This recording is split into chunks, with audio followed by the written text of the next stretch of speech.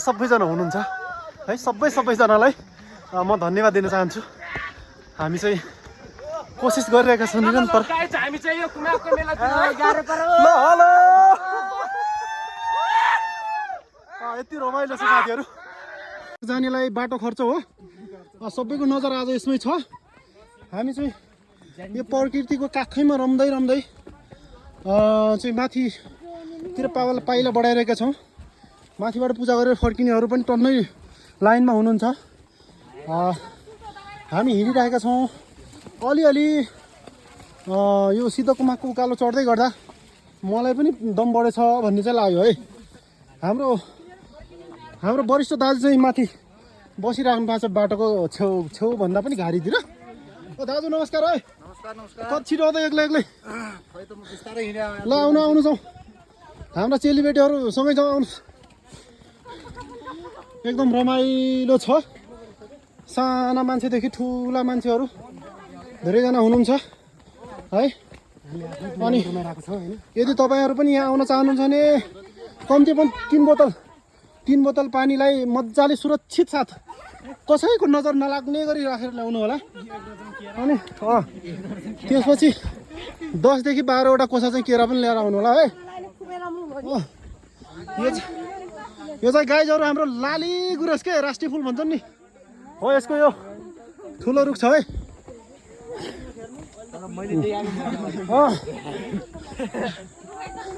लाली गुराँस जस्तै रङ्गी निधार बनाएर हाम्रा छोरीचेलीहरू तल झरिरहेछन् है हामी चाहिँ माथि जाने पालो छ हाम्रो पनि अहिले निधार यस्तै हुन्छ भन्ने हामी आशामा छौँ त्यो लाउन पाइयो भने त्यही पनि यहाँ छौँ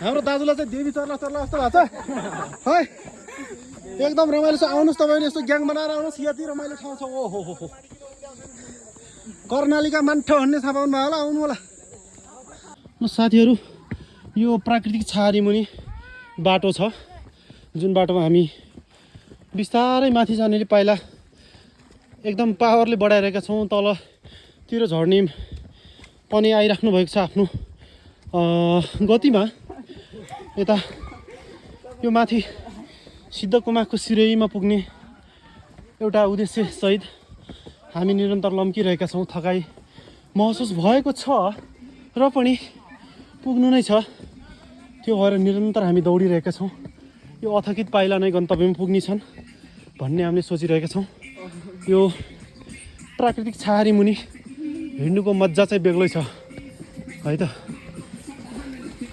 ल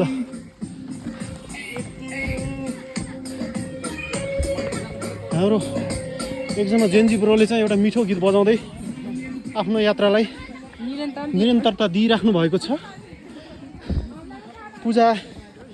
पूजापाठ सकेर आउनुभएका निधारलाई रङ्गी बनाएर ओह्राली झर्दै हुनुहुन्छ भने हामी यो निधारलाई रङ्गाउन आफूले सिद्धकुमाखलाई भेट्न र मनका कुरा सुनाउन आफूले माग्नुपर्ने कुराहरू माग्न भनेर हामी एउटा ठुलो उद्देश्य बोकेर यो जङ्गल हामी चाहिँ हिँडिरहेका छौँ हामी चाहिँ मैले अघि भनिरहेको छु दोस्रो स्टेपदेखि माथि र तेस्रो स्टेपको बिचमा छौँ हामी तेस्रो स्टेपमा गएपछि एउटा मजाको प्रकृतिसँग रमाउँदै गरेको फोटो चाहिँ लिनेछौँ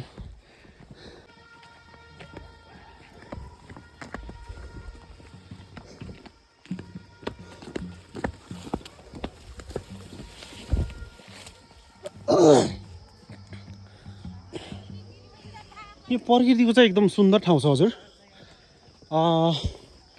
प्राकृतिक रूपमा हेर्ने हो भने एकदमै स्वच्छ ठाउँ सुन्दर ठाउँ र शान्त ठाउँ यस्तो ठाउँ प्राय हामी बिरलै देख्न पाउँछौँ एकदमै रमाइलो ठाउँ छ यताको सिन हेर्नुहोस् त ओहो सायद राम वनवास जान्थ्यो भने यस्तै ठाउँमा गयो होला भन्ने पनि हामीलाई कल्पनामा काल्पनिक रूप सिद्धकुमाको शरणमा पुगेर फर्किसक्नु भएको छ हामी पनि जाने बिच बाटोमा छौँ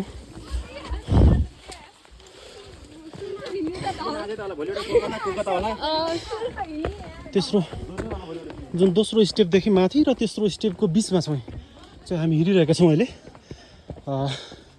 कतिखेर बाटो खुल्ला हुन्छ, कतिखेर फेरि एकदमै भरिन्छ।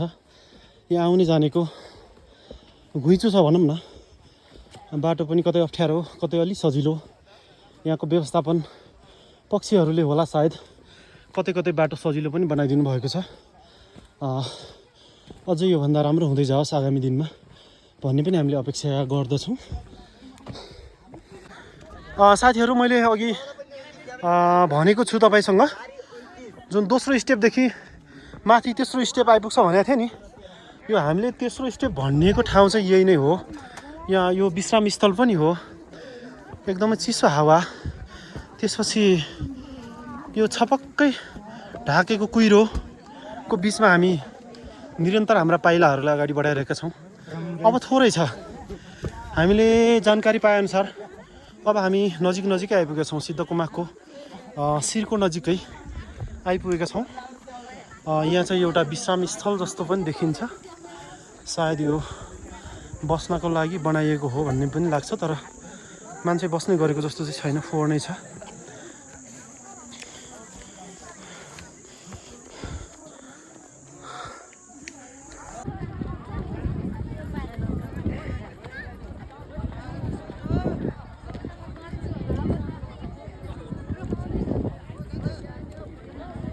हाम्रो आस्थाको केन्द्रबिन्दु सिद्धकुमाक सल्यानको एउटा अग्लो पहाड, जसको उचाइ हेर्ने हो भने करिब 2497 मिटरको हाइटमा छौँ हामी अहिले। यो उकालोमा पनि सिद्धकुमाकप्रति आस्था राख्नेहरू, प्रकृतिसँग रमाउनेहरू आफ्नो जोस जाँगर बोकेर हल्ला हुटिङ एउटा जोससँगै उक्लिरहेको अवस्था छ। यहाँ यो भिडियोमा तपाईँहरू देख्न सक्नुहुन्छ। धेरैजना आउने र जाने यो श्रद्धालु भक्तजनहरूको आउने जाने प्रक्रिया जारी छ। धेरैजना आउँदै हुन्छ, कतिले थकाइ लागेर बाटोमा थकाइ लाग्दै पनि हुनुहुन्छ। एकदम रमाइलो ठाउँ छ यहाँ। फाइनली साथीहरू, हामी सिद्धकुमाकको शिरमा आइपुगेका छौँ। यता चारैतिर डमक्कै कुहिरोले घेरेको छ। बिहानको ठ्याक्कै 11 बजे हामी यहाँ उपस्थित भइसकेका छौँ। सिद्धकुमाकको शरणमा आएर टीको टालो पनि लगाइसकेका छौँ हामीले। एकदम रमाइलो ठाउँ छ, एकदमै हाइटमा छ। तपाईँहरू को कताबाट हेर्दै हुनुहुन्छ सबैजनाले कमेन्ट गर्नुहोला। हामी पूर्वको पाथिभराको धेरै कुरा गर्छौँ, देखेका पनि छौँ। यो हाम्रो पूर्वको पाथिभरा जस्तै आस्था बोकेर हाम्रो सल्यान जिल्लाको सिद्धकुमाक गाउँपालिकामा चाहिँ यो कुमाक लेक भनेर हामी चिन्ने गर्छौँ। यहाँ सिद्धको वासस्थान छ भन्ने आस्था बोकेका धेरैजना श्रद्धालु भक्तजनहरूको यो लाइन हो। यो उता अर्को भाग चाहिँ म अहिले देखाउने छु। यता यो भिडभाड छ, आज मेला पनि लाग्छ यहाँ तल। जुन पूर्णिमा, दसैँ पछिको पूर्णिमा, जसलाई हामी 5 पुनी भन्ने गर्छौँ हाम्रो भाषामा, हाम्रो गाउँले भाषामा। यहाँ चाहिँ एकदम रमाइलो छ। यहाँहरू पनि अर्को पूर्णिमामा आउनु होला भन्ने मैले अनुरोध गरेँ है त।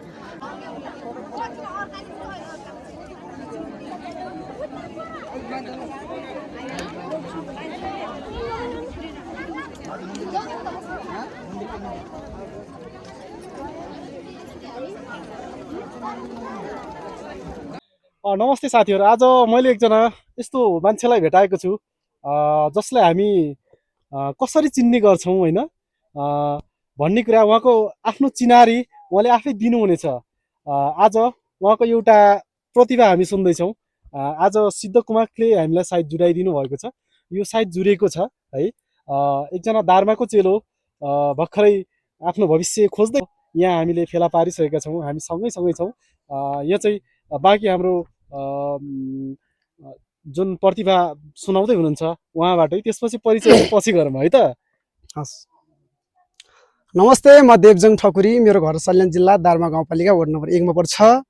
म यो सिद्धकुमाक, यो कुमाक मेला समुद्र सतहदेखि 2497 मिटरको उचाइमा हामी छौँ समुद्र सतहदेखि। अहिले म थोरै एउटा मुक्तक भन्न गइरहेको छु। सबैजनाले हेरिदिनु होला, माया गरिदिनु होला है त। कति माया गर्छौ कान्छी बल्ल पत्ता लाग्यो, कति माया गर्छौ कान्छी बल्ल पत्ता लाग्यो बुहारी भित्र्याउने मेरो मम्मीको रहर पत्ता लाग्यो कति माया गर्छौ कान्छी बल्ल पत्ता लाग्यो बुहारी भित्र्याउने मेरो मम्मीको रहर पत्ता लाग्यो एकअर्काको भावनालाई बुझ्न हामी सक्षम हो एकअर्काको भावनालाई बुझ्न हामी सक्षम तिम्रो प्यारो तिम्रो दुला बन्न मन लाग्यो तिम्रो प्यारो तिम्रो दुला बन्न मन लाग्यो पक्कै पनि धन्यवाद हाम्रो देवजङ सरलाई पक्कै पनि यो उमेर यस्तै छ होइन देख्नु भएको छ यो एकदम सर। बेहुला बन्ने होइन आफ्नो बेहुली खोज्ने उमेर पनि हो र म भन्छु हाम्रो देवजङलाई म चाहिँ के भन्न चाहन्छु भने जवानीको उमङ्गसँगै जिन्दगीको बाटो पनि खोज्न हामीले कोसिस गर्नुपर्छ यो उमेर भनेको जवानीको उमङ्गमा मात्रै रम्ने होइन जिन्दगीको बाटो पनि खोज्नु होला के साह्रो पहिरेर आयौ देखियौ चिटिक्कै के साह्रो पहिरेर आयौ कान्छी देखियौ चिटिक्कै तिमीलाई देख्दा चलेन मेरो एक पाइला फिटिक्कै के साह्रो पहिरेर आयौ देखियौ चिटिक्कै तिमीलाई देख्दा चलेन मेरो एक पाइला फिटिक्कै ओठमा ओठ च्यापेर हेर टोकेर किटिक्कै हैट गाह्रो हो त ओठमा ओठ च्यापेर हेर टोकेर किटिक्कै आई लभ यु भन्न मन लाग्यो सानी तिमी देखिन बित्तिकै आई लभ यु भन्न मन लाग्यो सानी तिमी देखिन बित्तिकै हस्त नमस्ते धन्यवाद पक्कै पनि आई लभ यु भन्न मन लाग्छ यो मेरै आई लभ यु भन्ने हो है तर पनि यो मन पराउनु र माया गर्नुमा धेरै फरक छ यहाँहरू यो मन पराउने र माया गर्ने शब्दलाई त्यसको अर्थ मजाले बुझेर माया गर्नु होला त्यसपछि मात्रै जीवन सफल हुन्छ मन पराउनु भनेको फुल टिप्नु मात्रै हो र माया गर्नु पानी हालेर त्यसको जिन्दगीलाई हुर्काउनु फलाउनु हो भन्ने हामीले अर्थ बुझेका छौँ धन्यवाद यहाँलाई फेरि पनि हाम्रो यस्तो सुखमय भेट अनेत्र पनि हो